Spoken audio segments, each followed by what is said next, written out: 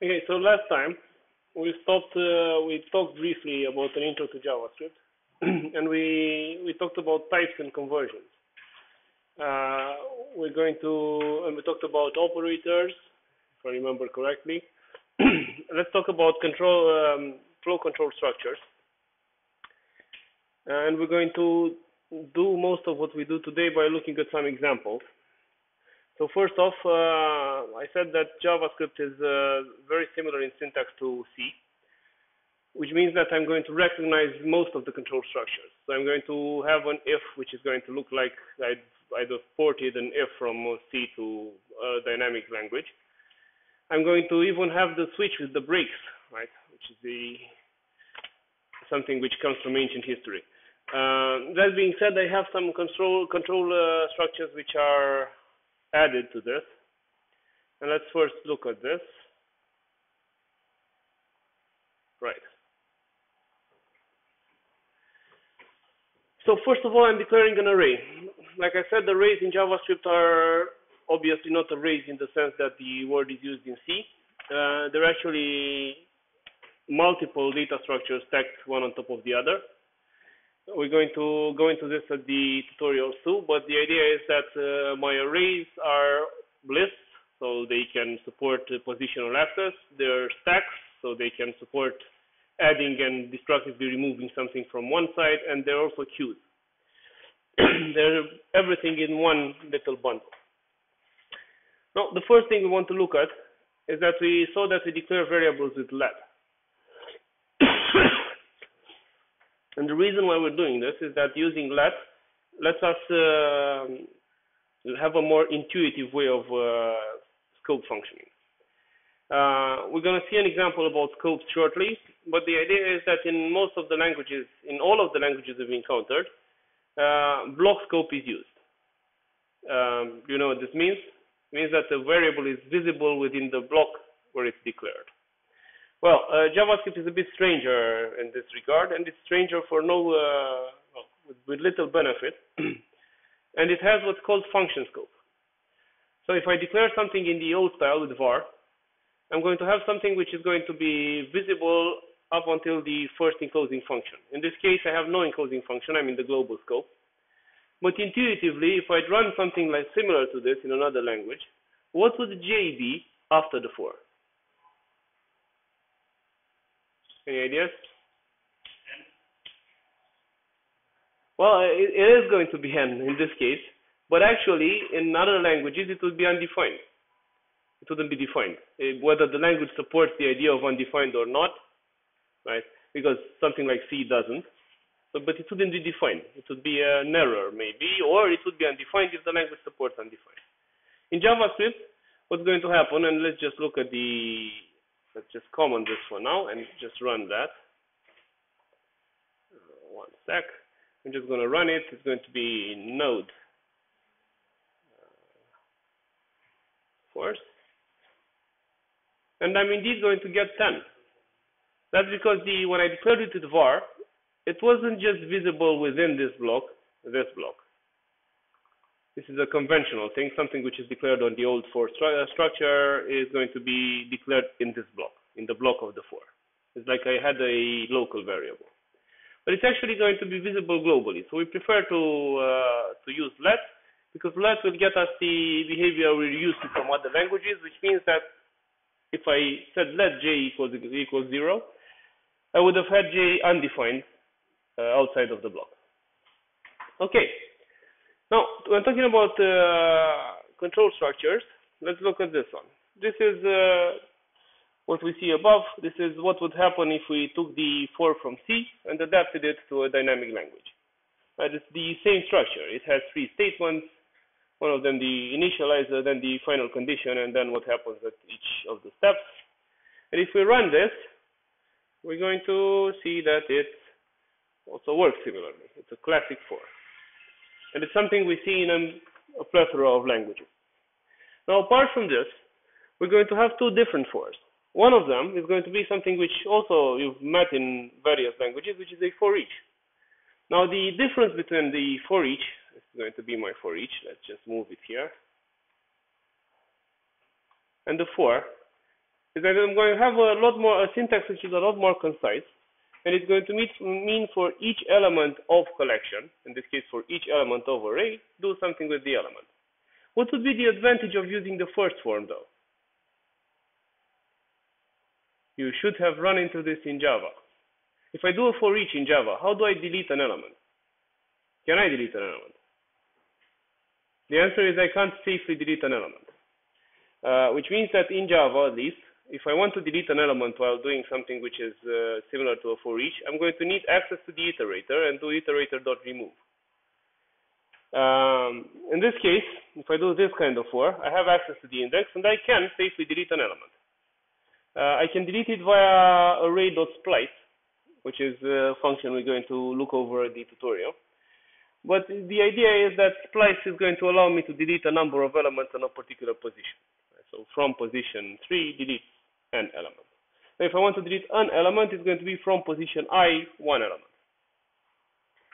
Okay, so this is going to work similarly. It's just going to be a cleaner version of the thing.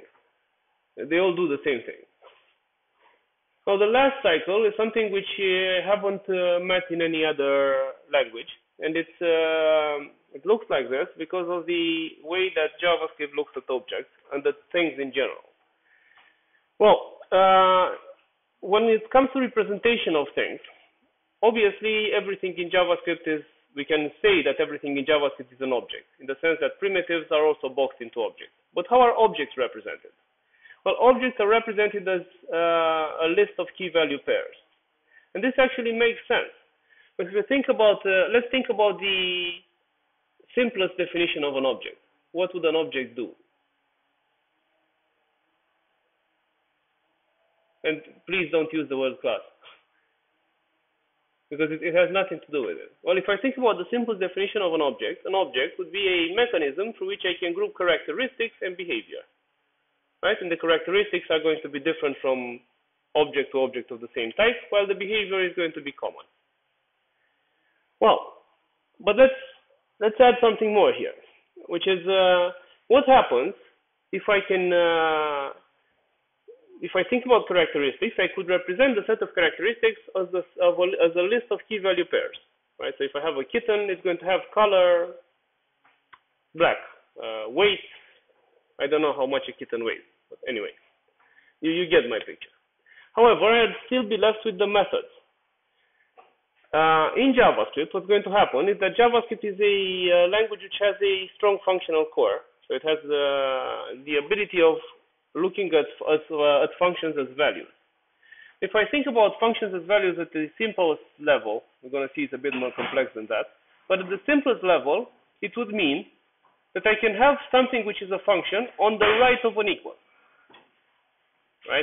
I can say some variable equals some expression which means a function on the right of an equal. Right? Okay, but if functions are values and they can be stored in variables, that would mean that I can represent the whole object as a list of key value pairs. Right, so I'd have, this is not as alien as it seems. If you think about implementing your own object system in something like C, how would you implement it? Well, you'd implement it like this. You'd have a struct, right, because you don't have classes or anything like that. You'd have a struct, and some members of the structures would have values, and some other members would have pointers to functions. Right. We're going to make a leap here and have something which is a bit more evolved than pointers to functions, which is functions as values. Anyway, so this is going to be the simplest definition of an object. I have a nice little literal way of defining it, and this particular object has 3 fields, no additional behavior, and they're A, B, and C. And because I have this representation of the object, it's very useful to have something like this, which is a for cycle which iterates through the visible properties of an object. Okay? It just goes through the properties. So for property in B, also log B of property. Now this is interesting because in JavaScript I can access objects either via this operator, which I'm seeing here, which is the subscript operator, or by the resolution operator, which is dot something. Right? So I can say if a cat has a color, I can say both this and this, and they'd be equivalent.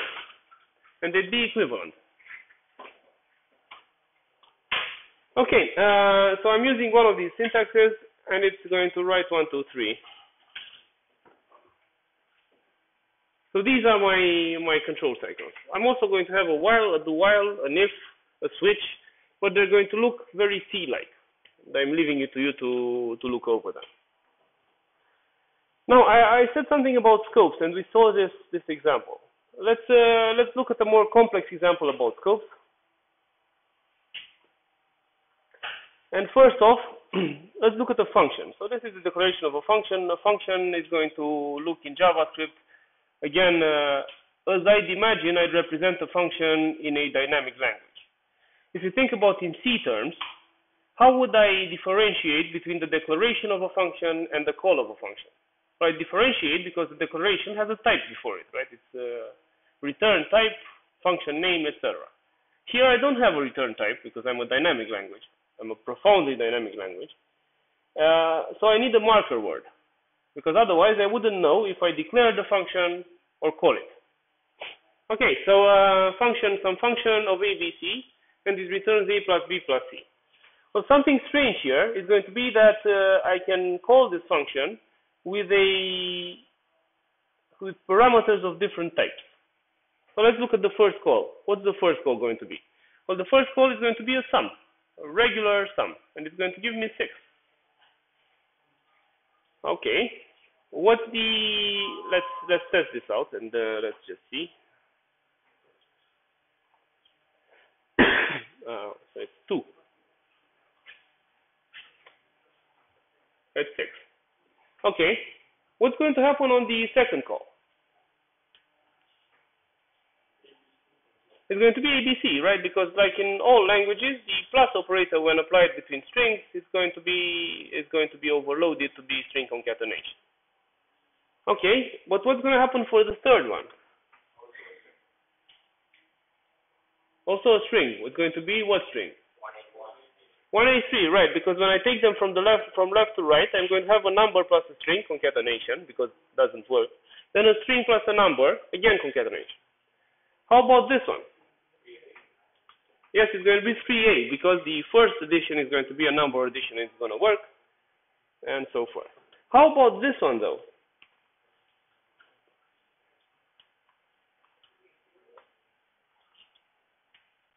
Uh, 1A. Is this going to work? What do you think? Well, another general answer we can think about in JavaScript is when we don't know what value something has, it's going to have the value undefined. So this is going to have the effect of having 1A undefined, because I have a string concatenated with undefined, and the string representation of undefined is undefined.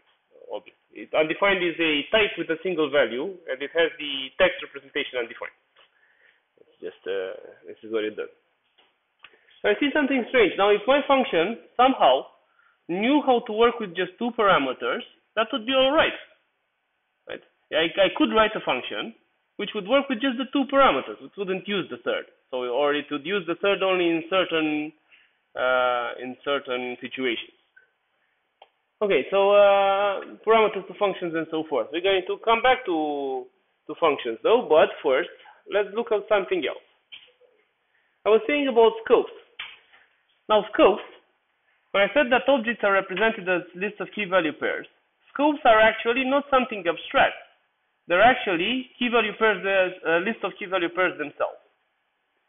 Right. So if let's try to work through this. So first things first. The smallest leap we might make is that we might define a function inside another function, and it would be visible just inside that function. It's just a way of grouping code.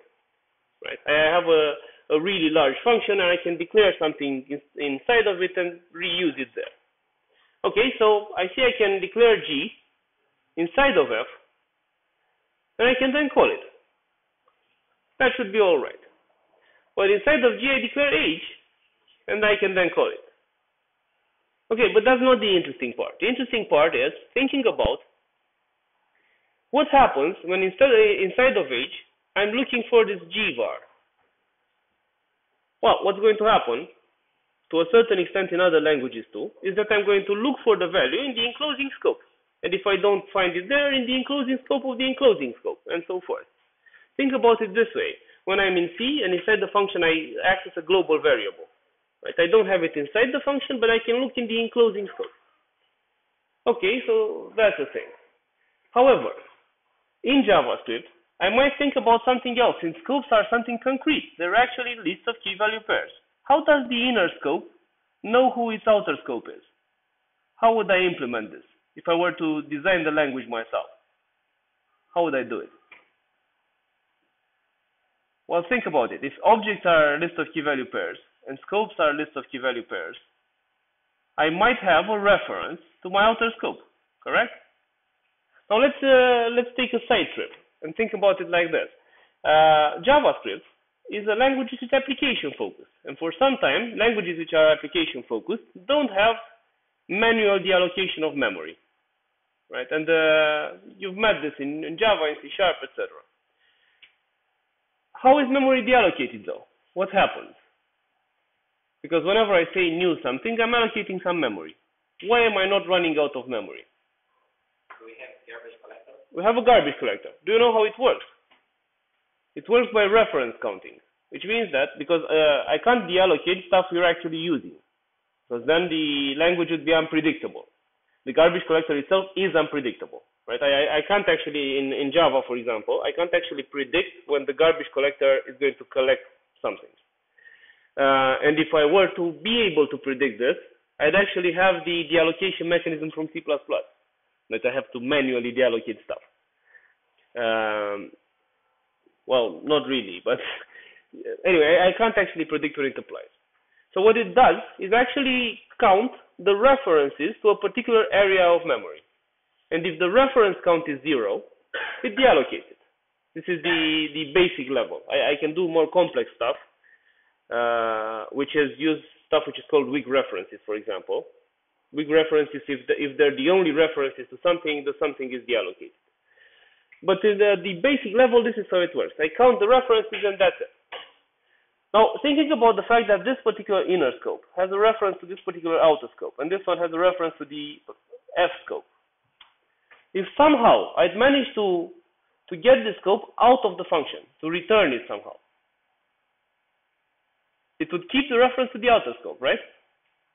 Now, if I just have a function like this one, and I have something local to it, for example, my parameters are going to function as being local to the function, right?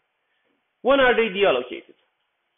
Or they're deallocated whenever if I have something here, I have let I is 0, right? When is this going to be deallocated? Well, when it goes out of scope, right? The function finishes running, I deallocate the I, and that's it. But if somehow I can maintain the scope, I would be kept too. Well, if somehow I can maintain the scope of H, it would have a reference to the scope of G, and I couldn't deallocate the scope of G. And this one will have a reference to the scope of F. Get what I'm saying? So anything that maintains a reference is not going to be garbage collected. You're going to see what consequences this has shortly. Now, what does this example do? What this does is this. For each E of this particular string array, and I'm using a rather more bizarre syntax. In JavaScript, I have this function which is called eval. And eval takes something which is a string and evaluates it as JavaScript code. It executes it as JavaScript code. So in this case, I'm going to say the value of fvar is evaluate fvar. Does this make sense? It's like passing a bunch of code and just executing it as a string. So in this case, what's going to happen is this. When I try to access fvar, I'm not going to find it in my scope. So I'm going to have to climb on the scope chain. I'm going to go to my enclosing scope. Can I find it there? No. So I can look for it in the enclosing scope, and I'm going to find it here. Right? Does this make sense to you? So it's just, I have everything visible as long as it's not masked by something in my scope. Okay, for G, I'm not going to find G in my scope, but I'm going to find it in the enclosing scope. And for h, I'm going to find it in my scope. So this should write 1, 2, 3. Let's check it. Let's just check it. No, it is. Oh, I forgot to call F. Sorry. Right. So it's no. It's this is the second one. So it's 0, 1, 2. Sorry, not 1, 2, 3, because that was the value. Okay. So I have a scope chain. Whenever I'm in a scope and I can't find something on the scope, I'm trying to access a key on the scope. Because if you think about something like just saying, we actually saw this last time. I said that if I say something like this, let A, I'm going to see that that A exists, and it's undefined. And what I've actually done is define a key on the particular scope I'm on, in this case the global scope. So if I don't find something with a particular key on a particular scope, I'm going to look for the enclosing scope and look for it there. And so forth until I run out of scopes. Maybe I find it somewhere. Okay. Now let's look over functions. Now if functions are values, I might think about sending them as parameters to other functions. And let's think about a very useful function. Let's say I have a function which takes a list of things, let's say a list of numbers, and creates a new list of the same number of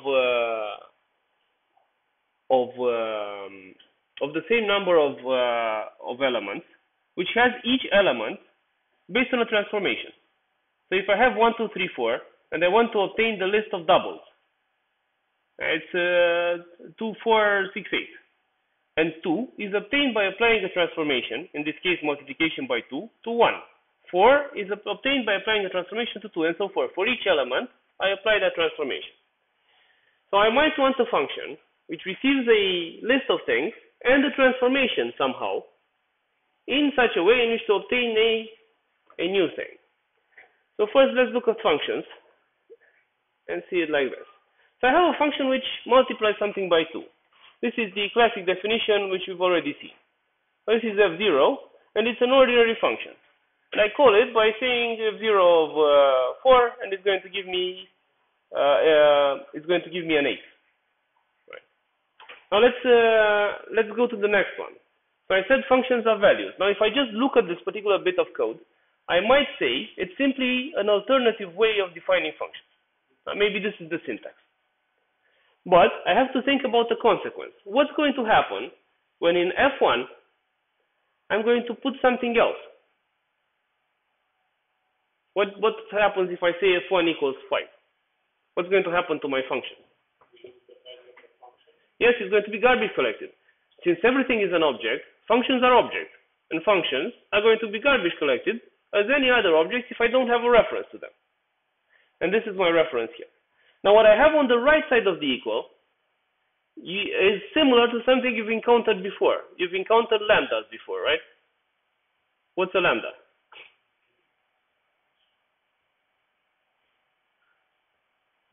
It's an inline function. It's an inline function to a certain extent, but we can think about it as an expression which evaluates to a function. If I have something like 1 plus 2 plus 2 plus 3, that's something which evaluates to a number, right? While a lambda expression evaluates to a function. So that's why I can have it on the right side of the equal. And I just store whatever that result of that evaluation is, I just store it in F1 temporarily. Okay? So let's just see it until now, and these two functions should have the same effect, which is this was the same logic, and this one is going to give me 8, and this one is going to give me 10.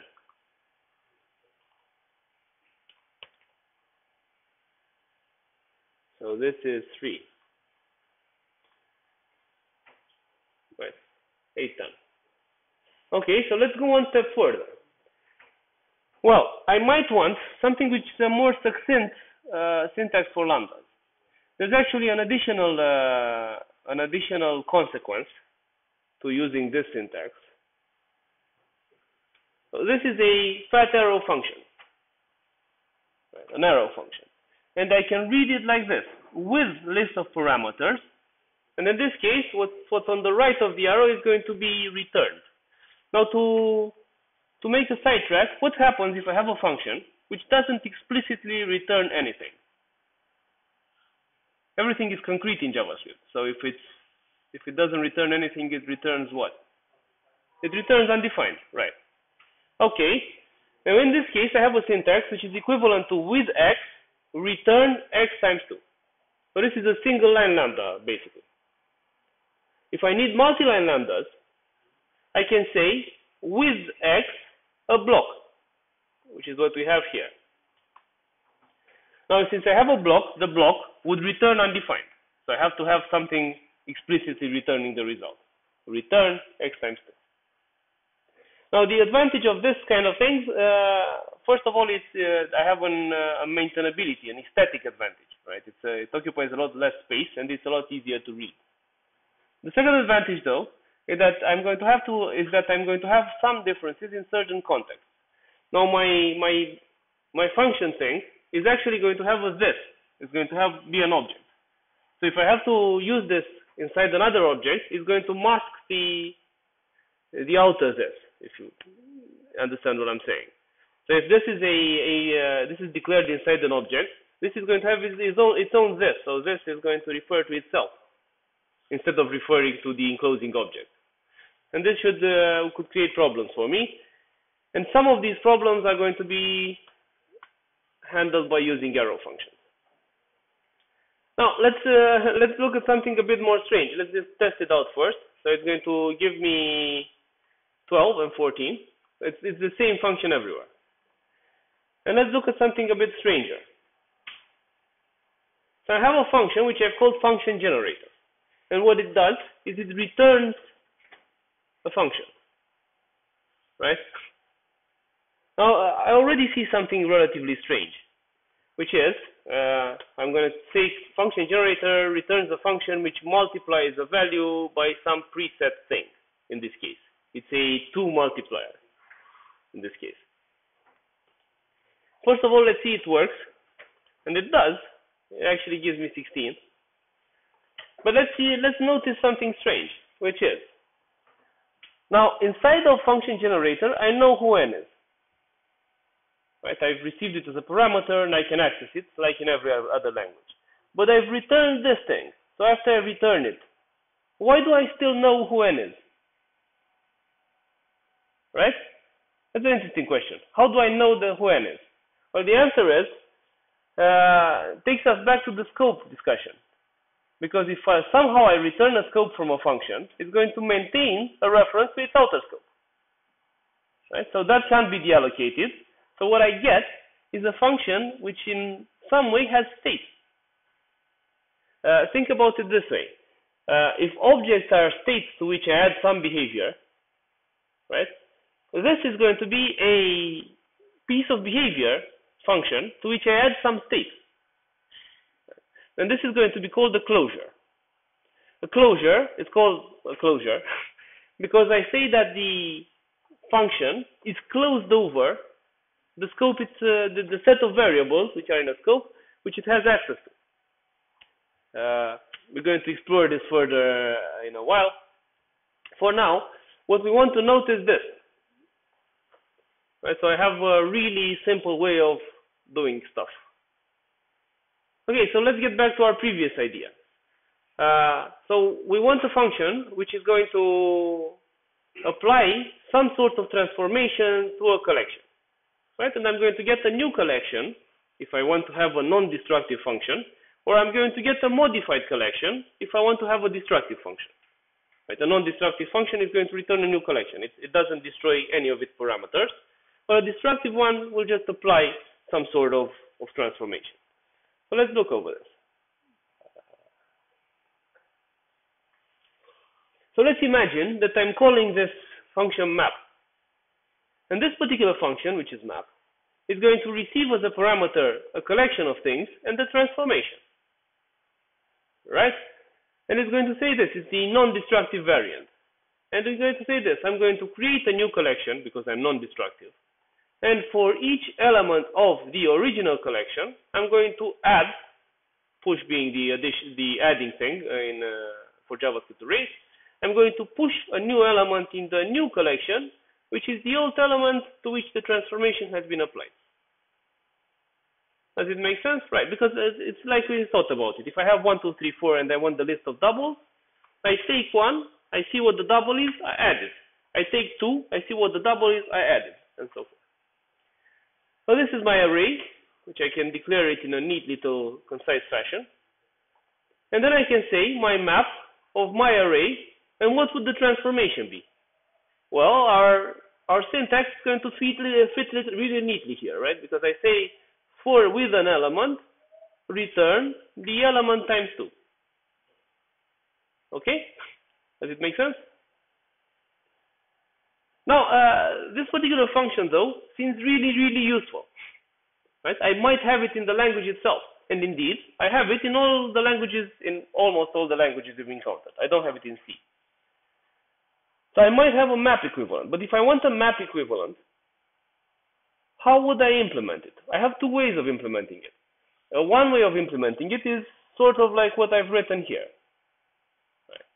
The second way, though, would be to define it as a method on the data structure itself. So I'd have some collection.map. If I'd implemented a some collection.map, how many parameters would it need to have?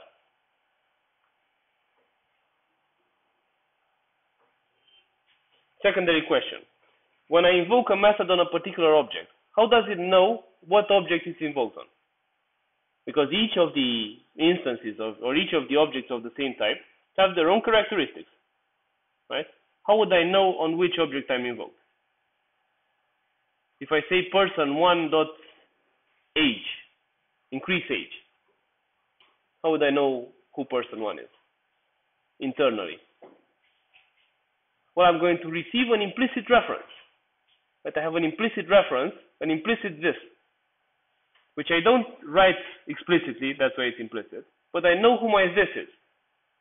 Okay, so that would mean that in my case, if I can define this as a method on array, I will receive only one parameter, the transformation, because I already know the array. The array is the array I'm invoking it on. Okay? So that leads us to higher order functions. And higher order functions, this is a blanket term which covers functions which receive as at least one of the parameters another function. Now, when talking about higher order functions, we're going to have some broad categories, and some of these higher order functions you're going to find in most languages. So if I talk about the idea of map, you saw that I can describe the idea of map so abstractly that it's language independent. It has nothing to do with JavaScript. It's just applying the transformation to each element of a collection to obtain another collection with the same number of elements. And I have some functions which fit this description, and I recommend that you look over the array documentation to see the rest of them. We're going to mention them but not go into them. Okay, so the first one is going to be map, and map is going to say array.map through transformation to a new array. So this is 1, 2, 3. My map is going to give me 2, 4, 6. Right. Really useful. Let's see it's working.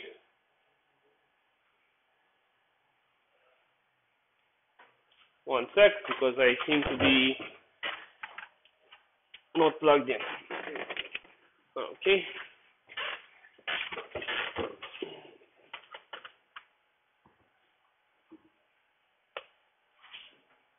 So it gives me 2, 4, 6. Now this is one type of higher order function. Let's think about filtering. What would filtering be? Well, filtering would represent a category of higher order functions which work with predicates. A predicate is going to be a function which either returns true or false. In my case, if I'd want to have the subset of A which has a value larger than 2, I would say something like this. So it's a.filter, and the function I'm going to send as a parameter is going to return something Boolean. So it's going to be E greater than 2. This is going to be true for 3 and false for the rest. Let's see this.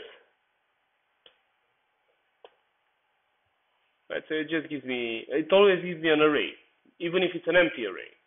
Now this is not the only function which works like this, and I'm going to have two more, which are going to be sum and every.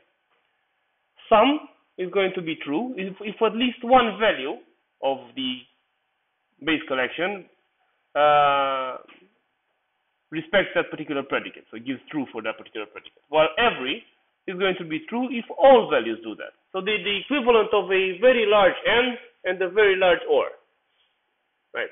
Every is the equivalent of a very large AND, and it's going to be false if at least one value doesn't match the predicate. While sum is going to be the equivalent of a very large OR, and it's going to be true if at least one value matches the predicate. Okay. Now, these functions are interesting because they're chainable. Right, so to think about what the chainable, these methods are going to be chainable. To think about what a chainable method would be, it would be a method on an object which returns this. So I can actually modify the state of the object and then apply another one and so forth. So in this case, what I'm going to do is this. Let's try to read it. So the first thing I'm going to filter. And what would that condition mean? What would E modulo 2 give me? It's going to give me a way of selecting odds or evens. Right? So E modulo 2 is going to be 0 if the element is even, and it's going to be 1 if the element is odd. However, in my case, if I want to select all elements which are even, my predicate is going to work when it's true. And 0 is what? 0 is a value which has a truth value. And it's false. Yeah, it's a falsy value. Which means if I want my evens, I'm going to say where this is not 0, right? So to transform the zeros into true and the other ones into false. And then I'm going to map this to the division by 2. Right. So I'm going to have, let's see,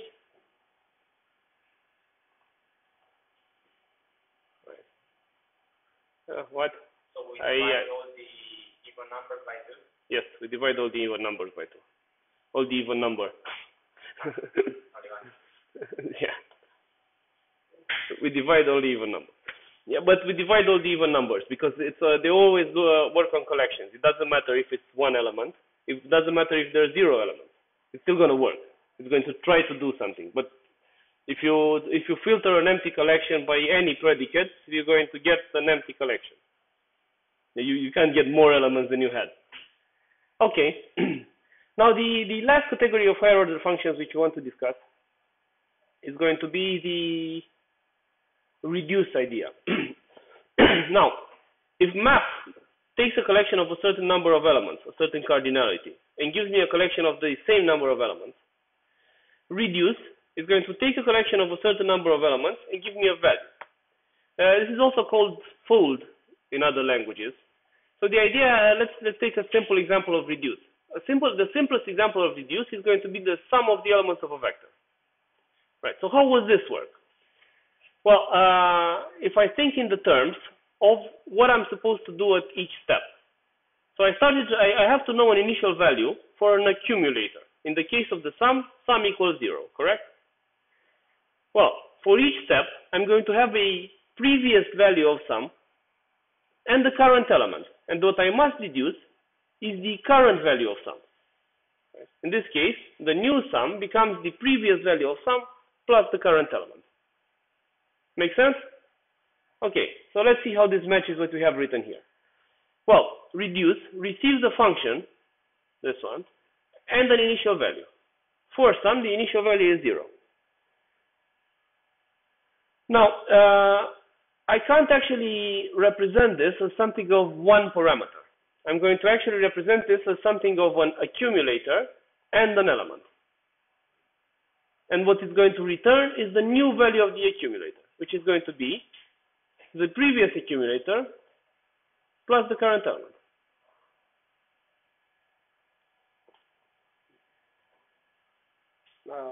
Sorry, I keep not saving this for some reason.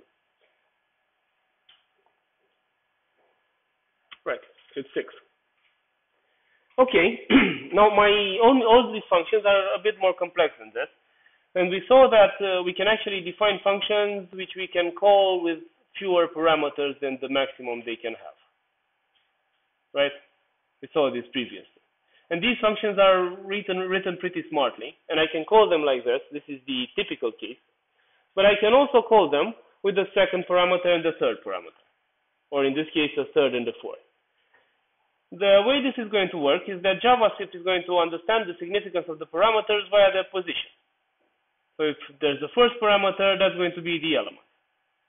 If there's two parameters, the first is going to be the element, and the second is going to be the index of the element. If there's three parameters, it's going to be the element, the index, and then the array itself. So I have a more evolved form. To see how this would work, let's just do this. So we're going to say console log a.map of element and index, and let's say we're going to return element plus index. This is going to be strange. It's going to be really strange. So let's return something else. Let's say a of index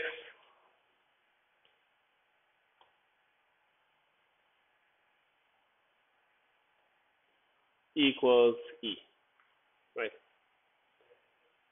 Okay, and this is going to lead us to this.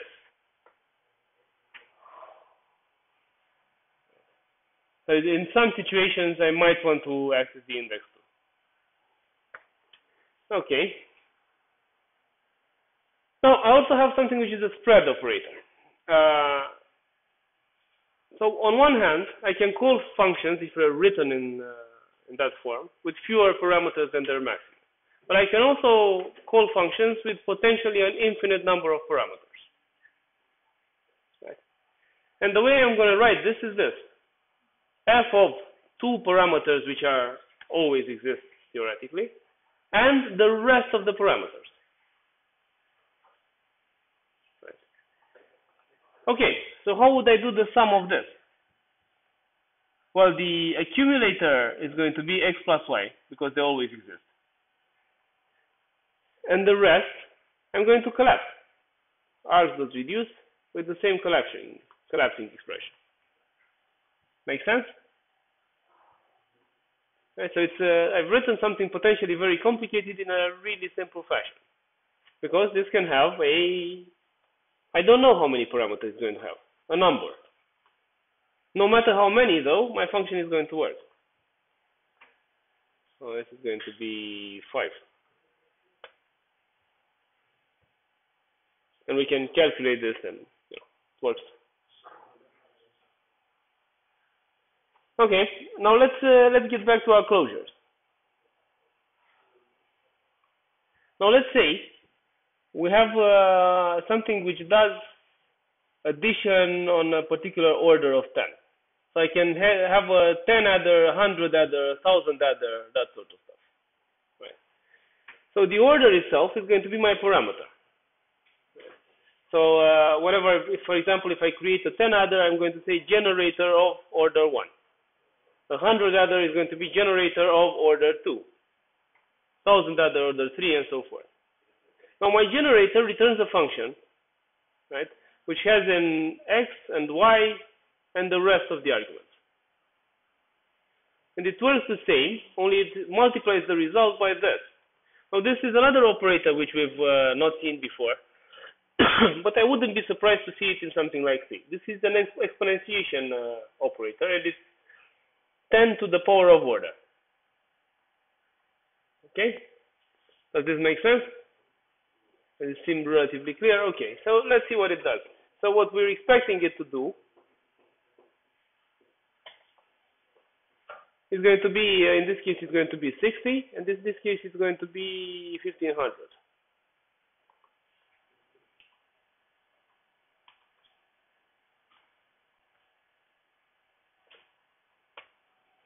And this does it. So what I can actually do is make these abstract little functions which encapsulate some behavior and then I just plug in the part that and I can use this to generate different functions which do different things. Now, something we've not answered before is this, is if my return function keeps the enclosing scope, is it its own scope, or is it common between different return functions? So if 10 adder and 100 adder, do they have something in common from the enclosing, what was the enclosing scope, or do they have separate states? Let's see. So I have this g, and my g has a local variable, and it's m. And it starts from 0, and it returns a function which does this. For each time it's called, it's going to increment 10 and write it. And the reason we've written name here is to identify which function it is. I'm doing name function. So I have f0, which is g of first, and f1, which is g of second.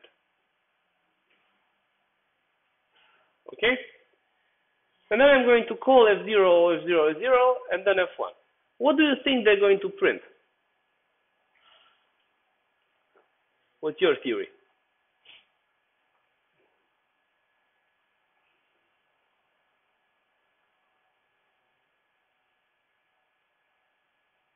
Any ideas? Well, to clarify, when I ran G used its own scope, right? What it had, the local variable, finished with it, and then it wasn't aware that it existed anymore. Once it returned it, it kept existing because this thing was returned, and it keeps it alive. But G is no longer aware that its previous scope existed, which means that the second time I call it, it's going to create a new scope, return a new scope, which means that basically each of these functions has its own state, which means that this is actually going to print 1, 2, 3, and then 1 again.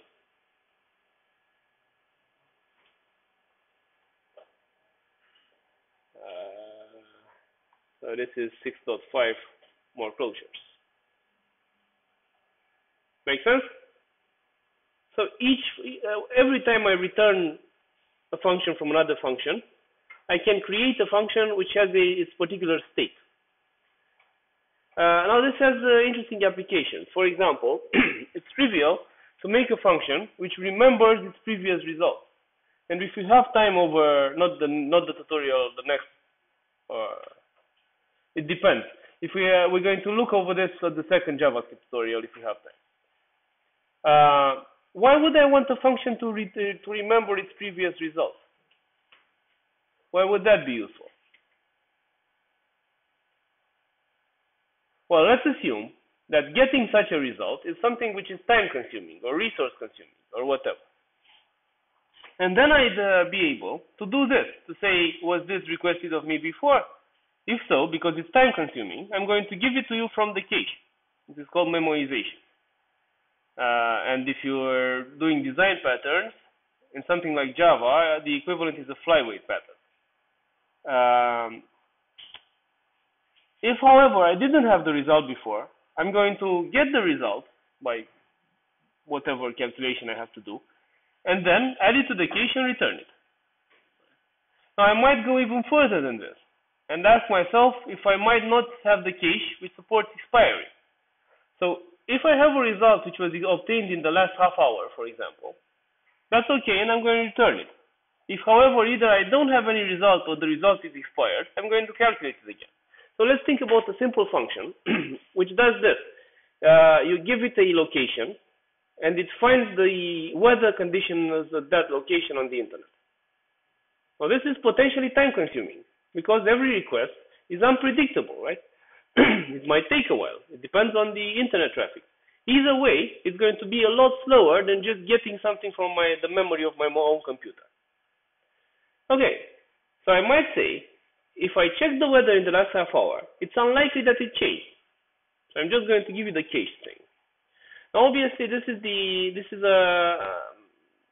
raises a discussion on trade-offs, because what I'm trading is memory for execution speed, because I'm storing something in memory. Okay, so that's about it about functions. Let's look at something else. And we're going to come back and look over some examples if we still have time. Objects. So I said that my object is a list of key value pairs. So O0 has a bunch of values, a bunch of attributes which are going to be key value pairs. So the key is going to be A, the value is going to be 1, and so forth. But then it has an attribute which is actually a function, right? It's print me is a function. And I can see the function works with the current object, this.a, this.b. Okay, so if I, let's just comment this. If I run this, I'm going to see that it works, and it's going to print me the characteristics of an object, of the object. Obviously, it doesn't do much. But what it does well. Because it's easy to do nothing well. Right. So, this is the print me thing, right? One sec. This is the print me thing, which is one some string. Now, what are these things, though? Well, the first thing I printed was the object itself. The object, why does the object know how to print itself? Or how to transform itself to string? How did it find out? Well, the idea is that it's hard to imagine something which is a non-object system, which is going to be useful, if I can't actually reuse behavior, right? If I can't actually inherit in some way. And in this case, my object knew how to print itself because the object type, which is the root of the thing, knows how to print itself. It has to string. The object type in any language has to string. Or some variant of the string. Now, I saw that what I'm doing here is printing something which is called underscore underscore proto underscore underscore. And this is connecting to our inheritance idea. Because what's going to happen, if we remember the discussion about scopes, what's going to happen here is very similar. In the sense that JavaScript is going to be a language which is a prototypical language. It's not going to be a classic language. A classic language, which we've encountered before, has an abstract definition of a type. JavaScript doesn't have an abstract definition of a type present in memory, but rather it has a concrete definition of a type. What that means is that while for classic languages, what was common between all things of the same type was the class definition, for JavaScript, what is common between all things of the same type is a concrete object, an actual object, which I can access. And that object is reachable through a property which, depending on context, is something which is prototype. I can actually write in it with a property called prototype, and I can see what it contains with this one. Okay, so what's going to happen? Like I said, the scope discussion still applies. What's going to happen if I'm going to look for a property on myself and not find it? What would you think it would happen? Because I have something which sort of looks like to string. What would happen? Well, I'm going to go via my prototype reference and look in my prototype and see if I can find it there. Now, if I have the same property defined on myself, I'm obviously going to stop looking and never get to the one on the prototype. But if I don't, I'm actually going to go via the prototype chain until I either find something or I run out of prototype. Make sense? Okay, so this is a really simple and elegant way of implementing things. Why do I say it's elegant? Well, I can do some relatively strange stuff compared to other languages. If my prototype is a concrete object, I might be able to modify it. And if I can modify it, I can at runtime modify the behavior of objects which have already been declared. Because, for example, if I tried, I had a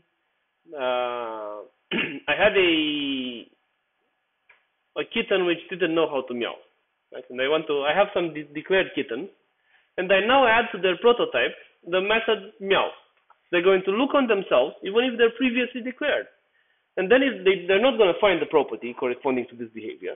And then they're going to look for the prototype to that concrete object, which now has a new method. Right. The defect of what we've written until now is if you'd ask me what O0's type is, I couldn't tell you, right? How do I make another one like it?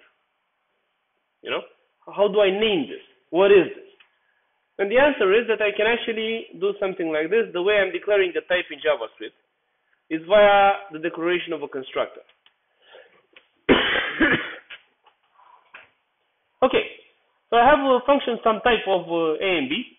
I've conventionally named it with a capital letter at the start, but it's a regular function. But I can see that apart from the fact that it's a regular function, it actually uses this inside of it. So if I'd call this as a regular function, I'd get some really, really strange consequences. Right? Because who's this? However, I'm going to call it in a different way. This is a functional invocation pattern. So if I think about the definition of a function, think about it. If I call it by itself, this is executing it as a regular function. If I call it as a method of an object, this is executing it while knowing who this is.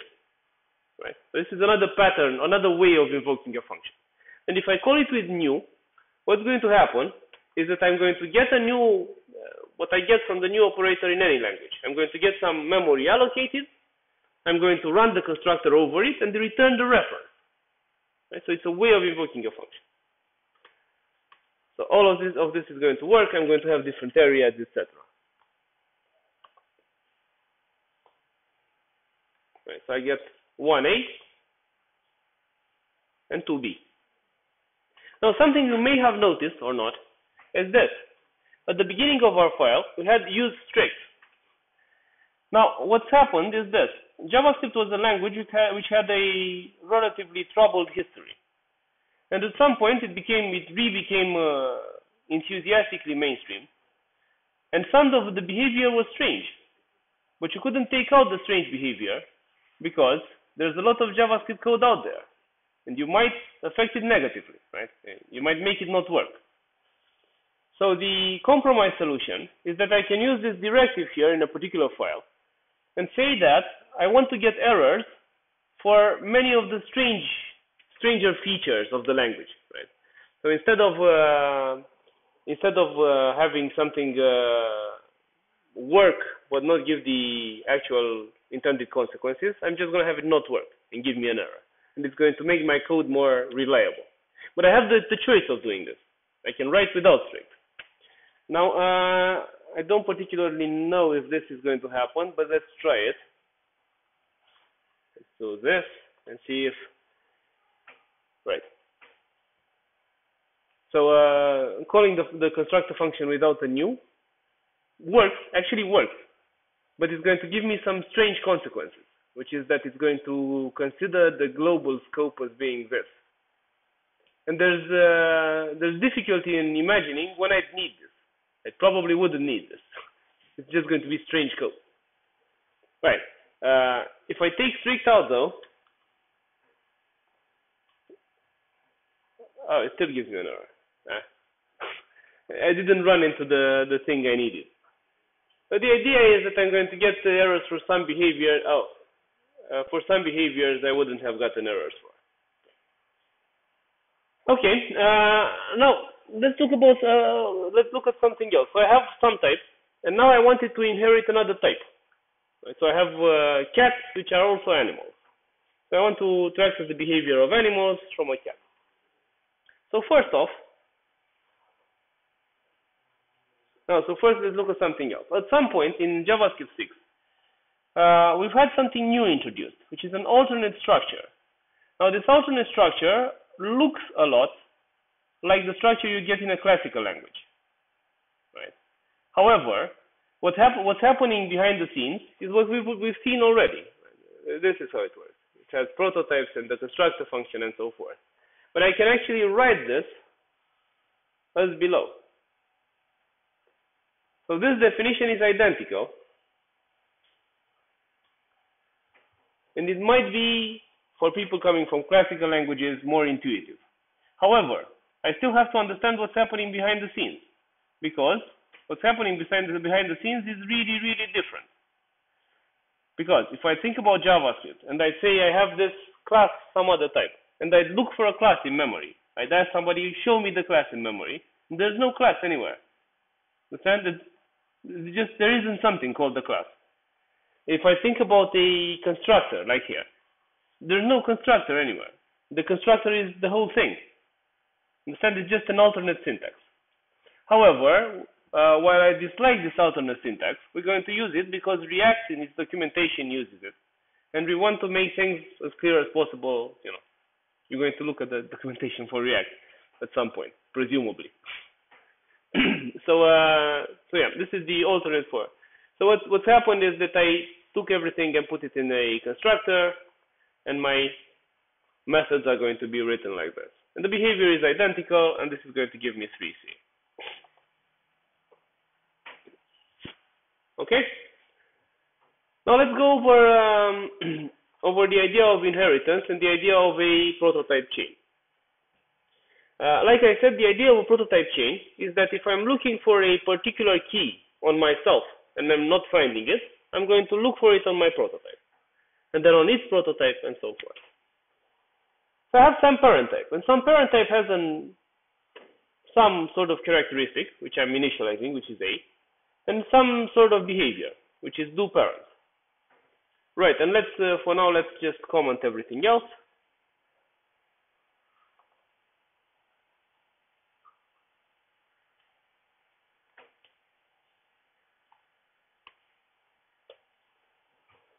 So it's going to say doing parent stuff with the parameter I've received and my state. X is the parameter and A is my state.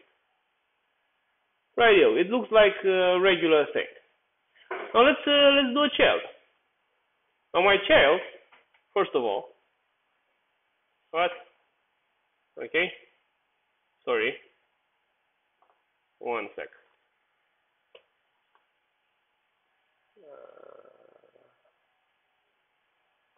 Okay, now my child, first of all, looks like a, let me just wrap this. Okay. Looks like a standalone type right now. So it's my child is some child type which has a B as a state and some do child stuff. But what I want to have is have it inherit stuff from parent. The way I'm going to do it, one way I can do it is this. So some child.prototype is a concrete parent object. Right. So now, if I'm saying I'm creating some child, I can do both child stuff and parent stuff. Let's see this.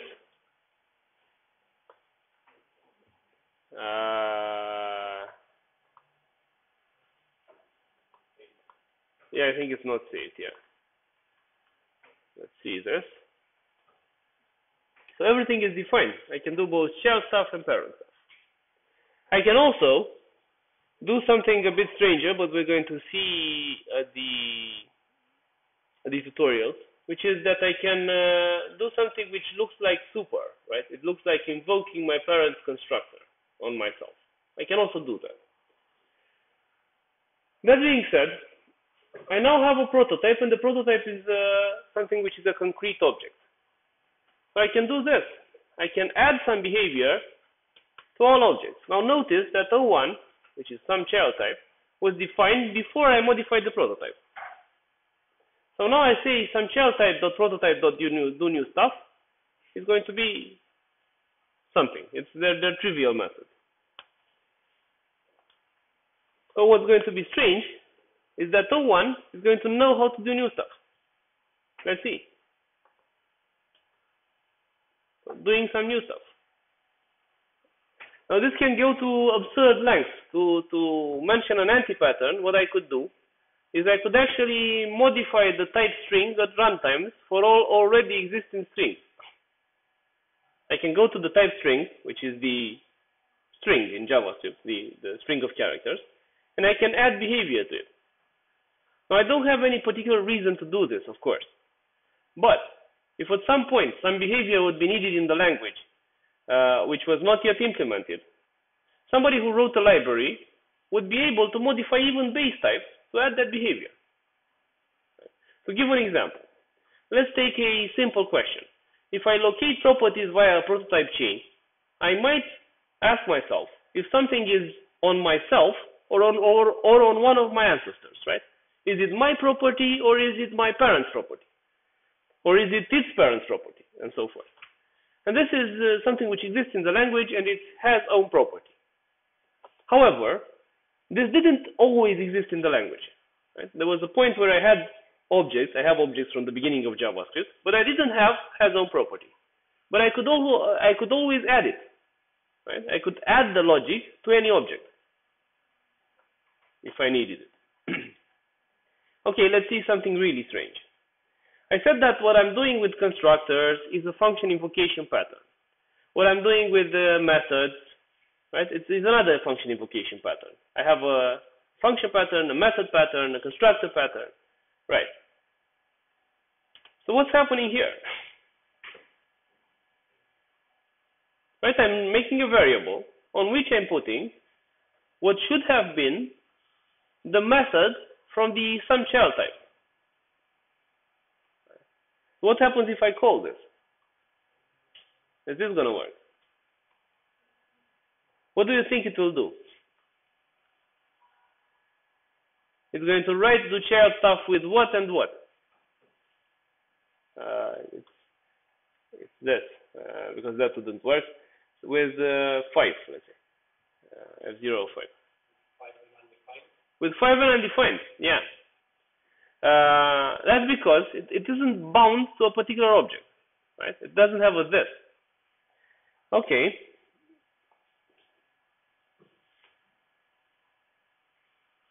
Doesn't have state.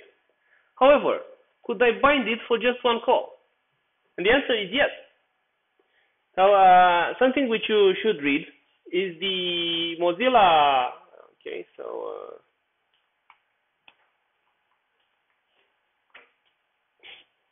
The Mozilla documentation, which you can find here, for function and for object. It is really interesting. And if I look over this, I'm going to find something which is function prototype apply. And apply is going to allow me to invoke a function with a particular this, right, as bound to a particular object, as if it were a method on that object. And this is what we're going to do here. Right, so it looks like this. It's F0, which doesn't have a this, dot apply, using O1 as its this value, and the list of parameters. In this case, there's one parameter. Right? Now, by the same token, I have a series of things which I can do on object, such as calling some type constructor on another object. So if I'm on the child, I might do something like that.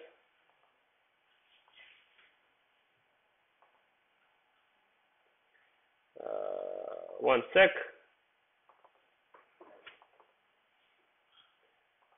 We're going to explore this more deeply, however.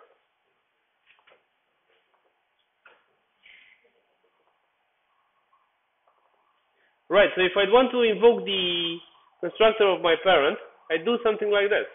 So I'm on a cat. A cat somehow is a child of a child type of animal.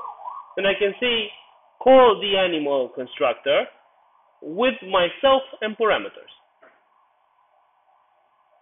Right? So what is that going to do?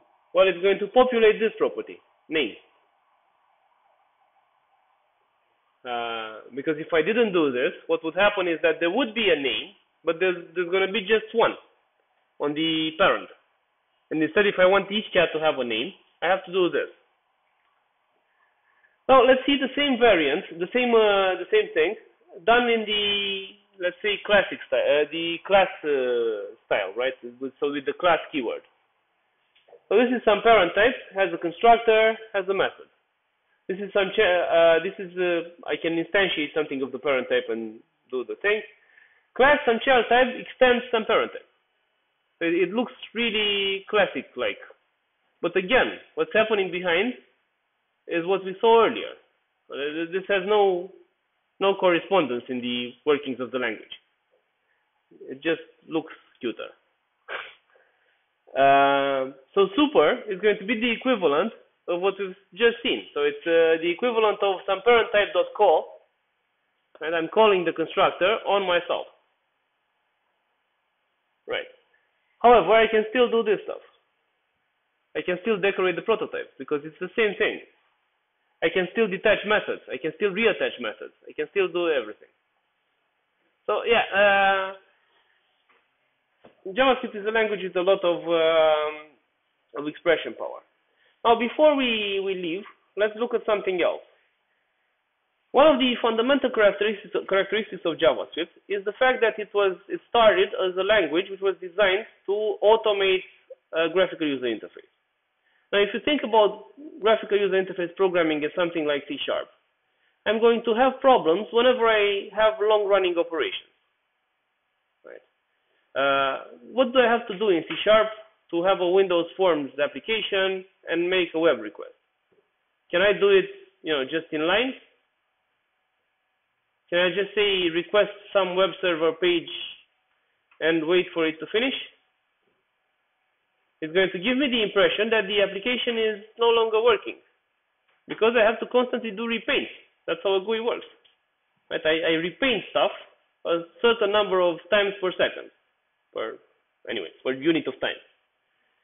Which means that in this case in C#, what I'm going to do is have a background worker which is going to notify me when it finishes. Right? Now, JavaScript started from a system which is from the other side. So everything is asynchronous. It's event-focused, and everything is asynchronous. And I have the opposite problem. And the opposite problem looks like this. So, given that set timeout executes a bit of code after a particular time. Sorry, I'm going to keep you 5 more minutes. Is it all right? Or, not more than that. Maybe we finish early. So I'm going to run this bit of code, which is a lambda with no parameters, after a particular time. My question is, which of the strings is printed first? Is it done or next? Not really. Next is going to be printed first. Right? Because I launched this as a separate execution thing, and it ran for 100 milliseconds. But meanwhile, I continue to the next line of code, which means that I have code which is not necessarily linear. Right? I can't just read it linearly. Now, what would have happened if the next line, the one with console log, would have been dependent on some return value? Problem. Because that return value would have been undefined. Right? I can only run code which is dependent on something that F0 returns after F0 finishes. So I have to somehow be notified by F0 that it finished. So I have two classical ways of doing this and the modern way of doing this. The classical way of doing this is still needed, obviously. However, it leads to somewhat unmaintainable code. Callbacks. So what I say is this. I say to F0, whenever you finished what you were supposed to do, you're going to call me back. So you're going to invoke this function with the result you got, which means that inside my callback, I can safely assume that I have the result. Awesome. Now the problem is that in real life, things don't actually look like in this example, because most of my operations can fail. Right? If I make a web request, maybe somebody cut the cable, which means that I have to send two callbacks, and one is the success callback and one is the error callback. Now let's say I'm on the success branch and I do another operation, and that operation also has something asynchronous. I'm going to send two callbacks, and this is going to go deeper and deeper and deeper. And now imagine that at the end of it all, I have a depth of 20 callbacks. Now my code is non-linear, right? All the code is non-linear. I can't actually read the file in any order. Right? That is going to tell me I have to understand how the code is executed to understand the order in which the things in the file are processed. Now imagine that I have such a source file with a depth of 20 callbacks, and it's maintained by different people over a large period of time. Right? How hard will it be to understand? Pretty hard. Okay. Now the second way of doing this is with events.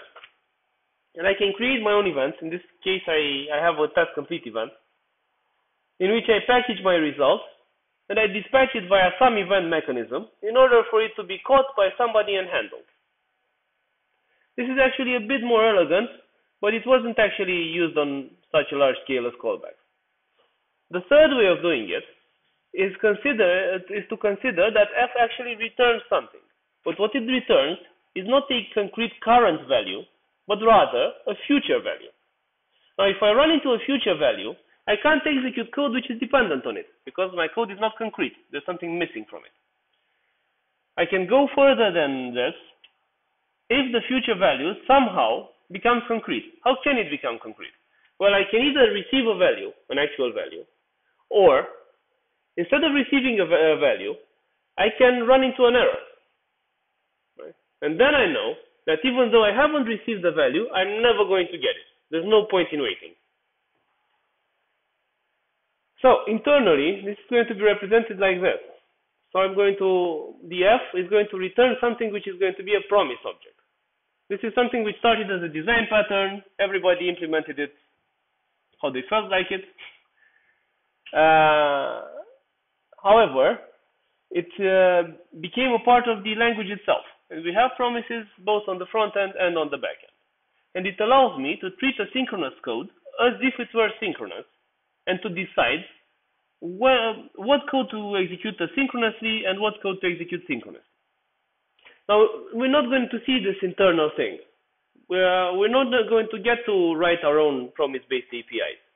We're just going to say the usage part, which is going to be the thing after the enter. However, this is how it is internally. Promises are objects which contain something which is a function, which are built on something which is a function of resolve and reject. And I'm just going to call resolve when I get a result and reject when I get an error. Now, the advantage of doing things like this, so I have three promise-based thingies. The advantage of doing things like this is that I can chain promises. So I can say F0, and after I receive the result, with that result, do something. Unfortunately, this block also returns a promise.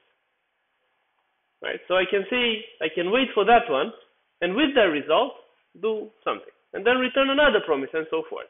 And if at any step I run into an error, I'm going to go on the catch branch. And see the code, although it's asynchronous, is a lot more readable. Now, I might wonder, what I've done here is making asynchronous code synchronous. Right? I'm losing some advantages. What if I wanted to run something in parallel? What if I had an advantage out of that? Well, I can still decide. And I can decide like this. I can invoke stuff with promise all, and promise all is going to run stuff in parallel and finish the whole thing whenever all of the elements are finished. Right? So I'm going to receive an array of results. While promise race is going to run stuff in parallel and finish whenever one of them is finished. Right, so they're equivalent, and I'm trying to finish as fast as possible. Right, so I can still decide to do stuff asynchronously, but it's now under my control instead of something which is not under my control, which is hard to administer.